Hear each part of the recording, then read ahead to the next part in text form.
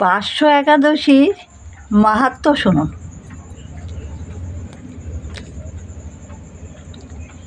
একদা যুধিষ্ঠির মহারাজ ভগবান শ্রীকৃষ্ণকে প্রশ্ন করলেন, হে কৃষ্ণ, ভাদ্র মাসের শুক্লপক্ষিয়া একাদশীর নাম কি?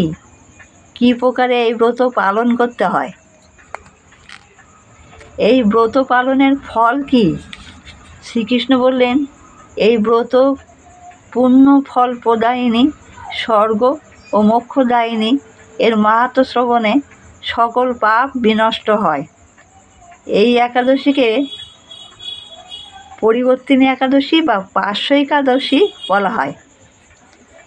এই একাদশীকে পার্শ্ব একাদশী বলা হয়।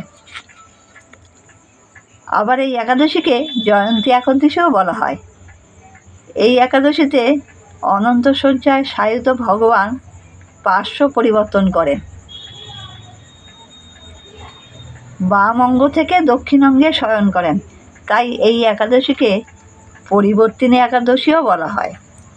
যুধিষ্ঠির মহারাজ বললেন, হে জনার্দন, এই সকল কথা শুনে আমার বড় সন্দেহ হয়। আপনি কী রূপে শয়ন করেন, আবার কী রূপেই বা পার্শ্ব পরিবর্তন করেন? চতুর্মাস্য ব্রত আচরণেরত ভক্তবৃন্দের কি বিধান এবং আপনার শয়নকালে তখন তারা কি করেন? আপনি বলি মহারাজকে কী জন্য নাগ পাশে বেঁধেছিলেন, এই সকল বৃত্তান্ত বিস্তারিতভাবে শুনতে ইচ্ছা করি। হে প্রভু, এই সকল বিষয় কৃপাপূর্বক আমাকে বলুন। তখন শ্রীকৃষ্ণ বললেন, হে রাজন, ত্রেতাযুগে বলি নামে এক অসুর কুলজাত আমার ভক্ত ছিল। সে প্রতিদিন শ্রদ্ধাযুক্তভাবে বিভিন্ন মন্ত্র দ্বারা পূজা করত। ব্রাহ্মণগণ পূজা ও যজ্ঞাদিতে সাহায্য করতেন। কিছুদিন পর দেবরাজ ইন্দ্রের প্রতি দেশ করে দেবলোক জয় করে নিলে তখন ইন্দ্র ও অন্যান্য দেববৃন্দ স্বর্গরাজ্য হারা হয়ে আমার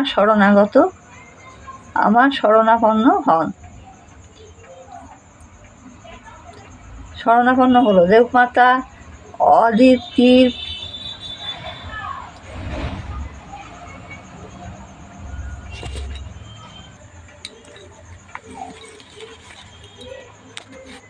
দেবমাতা অদিতির পয়ব্রত পালনে আমি তার পুত্ররূপে দেব কার্য সাধনের জন্য বামন রূপ ধরে বালক ব্রহ্মচারী বেশে তৎক্ষণাৎ বলির নিকট ভিক্ষা চাইলাম।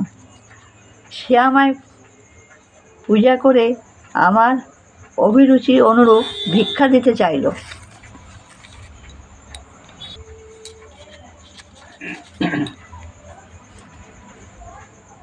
অগত্যা আমি তার নিকট ত্রিপাদ ভূমি আশা করলে সে আমায় দিতে সম্মত হলে 1 পদ দ্বারা মর্তভূমি, 8 পদ দ্বারা ঊর্ধ্বলোকসমূহ আক্রমণ করি এবং 3য় পদের জন্য স্থান চাইলে বলি তখন সেও মস্তক প্রদান করেছিল। তার নম্রতা ও শ্রদ্ধায় সন্তুষ্ট হয়ে আমি আশীর্বাদ করেছিলাম, হে মহারাজ বলি, আমি সব সময় তোমার নিকট থাকব। তাই তখন থেকে তার রাজ্য সুতলে আমি দ্বারপাল রূপে নিরন্তর অবস্থান করছি। ভাদ্র মাসের শুক্লপক্ষে একাদশী দিন আমার অর্থাৎ বামনদেবের শ্রীমূর্তি বলির আশ্রমে স্থাপিত হয়, আর দ্বিতীয় ক্ষীরসাগরে অনন্ত শয্যায় শায়িত অবস্থায় স্থাপিত হয়েছে। তাহলে শয়ন থেকে উত্থান একাদশী পর্যন্ত এই 4 মাসকাল চাতুর্মাস্য একাদশী নামে পরিচিত। চাতুর্মাস্যকালে আমার আরাধনা ও প্রতিটা একাদশী পালন করতে হয়। সুতরাং এই পার্শ্ব একাদশী ব্রত পালনে ভববন্ধন ক্ষয় ও আমাতে ভক্তির উদয় হয়। অন্তে আমার ধাম প্রাপ্তি হয়। সবাই নিষ্ঠাভাবে এই ব্রত পালন করলে কি হয়, আমার ধাম প্রাপ্তি হয়, মানে কৃষ্ণের কাছে বা নারায়ণের কাছে আমরা যেতে পারবো। তাই প্রত্যেকের উচিত এই ব্রত নিষ্ঠাভাবে পালন করা। নমস্কার।